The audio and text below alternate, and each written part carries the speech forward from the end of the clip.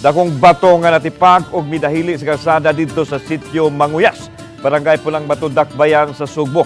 Samtang ang Mines and Geosciences Bureau kon MGB misusi sa dapit na hitabuan sa landslide. Sa iran atong detalye nining report. Mao kini dagong bahin sa bato nga natipak og nabungkag nga mao'y nakaalis karsada sa sitio Kumayas, Barangay Pulang Bato, Dakbayan sa Sugbo.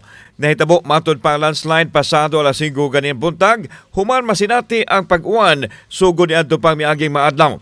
May nalang kay white tao nga nadamay sa maong panghitabo og layor usab sa mga Pinoy-anan sa dapit. Sa pagsusi sa GMA Regional TV Balita Misdakwa, pamahawani ang natumpag nga mga bato og ang mga motorista na ang naghimog pamaagi aron magkaagi ang single nga motorsiklo. Na-report na sa barangay ang nahitabo og nagpaabot sila nga mapahigayon ang clearing operation. Ay landslide rin nga bato diri sa sitio Manguyas, sir. And what by naigo sa? Wala man noon, sir. Ani nga dalan, sir, is access ani niya, sir, gikas Pulang Bato padungag to sa Mountain Barangay, ari kalapos sa Barangay Guba. Samtang naabta namo ang geologist sa Mines and Geosciences Bureau kon MGB sa landslide area. Mato nini nga usa ka weather volcanic rocks ang natipak tungod usab sa gabok nga nature nini ug natandog na usab kini dihang gitrabaho ang kalsada.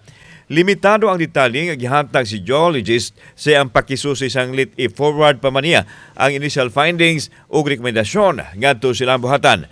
Ang immediate siguro nato nga recommendation ani is at least to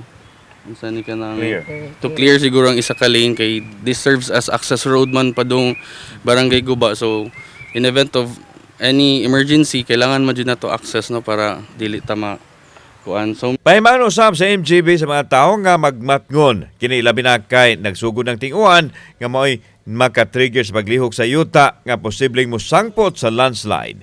kini nga klase nga bato, sir, mo ni siya mong gitawag nga weathered volcanic rock kay by looking at the rock itself na siya present sa mga joints and fractures which makes the lithology na medyo prone siya sa mga landslide. Kauban si Clover Lumayag, ako si Alan Domingo. Balitang Bisdak.